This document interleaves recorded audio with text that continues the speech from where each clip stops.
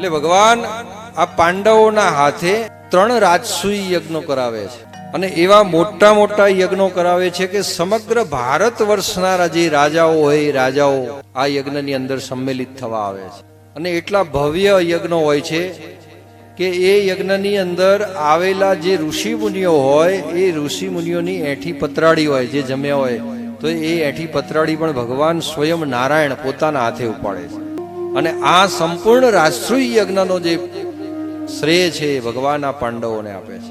ધીમે ધીમે ભગવાને જોયું કે હવે પાંડવો શોકની અંદરથી મુક્ત થતા જાય છે ને હવે વધારે સમય જો હું રોકાઈશ તો પાંડવોને હજુ પણ મારી માયા વધારે લાગી જશે.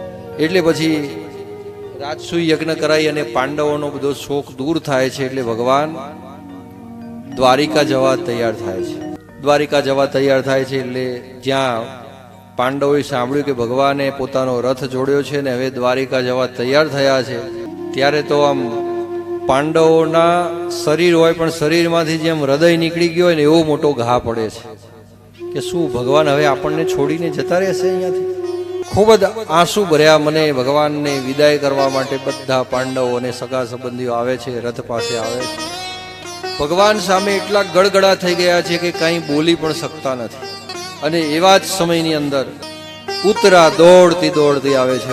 પાહીમામ બચાવો બચાવો બચાવો ની બૂમરાડ કરતી ઉત્તરા ત્યાં આવે છે ને ભગવાન શ્રી કૃષ્ણના ચરણોમાં પડી જાય છે કે હે ભગવાન, હે નારાયણ, કોઈ અસ્ત્ર શસ્ત્ર એવું જે છે જે મને અને મારા ગર્ભને બાળી રહ્યું છે કે ભગવાન મારું મૃત્યુ અત્યારે આ જ ક્ષણની અંદર થાય એનો મને કોઈ જ વાંધો નથી, પણ મારા ગર્ભમાં રહેલું જે બાળક છે એ બાળકને તમે બચાવી, હું તમારી શરણે છું, મારું રક્ષણ કરો. અને જ્યારે ઉત્તરાની આ જીજી સાંભળી એવા સમયની અંદર જ બીજા પાછા 5 બાણો જે છે 5 બાણો પાંડવ તરફ ઘસી આવતા હોય છે. ભગવાન તરત જ પોતાનું સુદર્શન ચક્ર જે છે ઉપાડે છે ને 5 બાણોને સુદર્શન ચક્રથી કાપી નાખે અને પોતાનું સૂક્ષ્મ સ્વરૂપ ધારણ કરી અને ઉત્તરાના ગર્ભમાં પ્રવેશ કરે છે.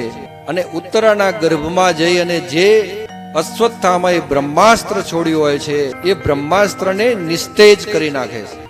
અને એ ગર્ભની અંદર જે પરીક્ષિત હોય છે એ પરીક્ષિત ભગવાનના દર્શન કરી લે છે. પીળું પીતાંબર ધારી એ ગળાની અંદર વનમાળા શોભે છે, મસ્તકની અંદર સુવર્ણ મુગટ, કાનોની અંદર કુંડળ છે, એક હાથની અંદર શંખ, બીજા હાથની અંદર ચક્ર, ત્રીજા હાથમાં ગદા અને ચોથા હાથમાં પદ્મ ધારણ કરેલ છે.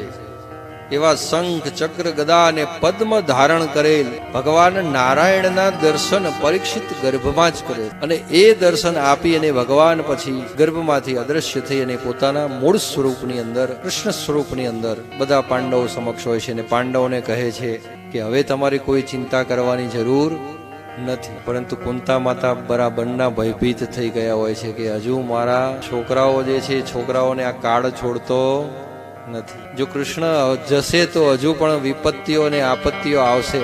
પરંતુ ભગવાન શ્રી કૃષ્ણએ જ્યારે આ રીતે ઉત્તરાના ગર્ભનું રક્ષણ કર્યું ત્યારે કુંતા માતાની આંખમાંથી દડ દડ દડ આંસુ આવી જાય છે.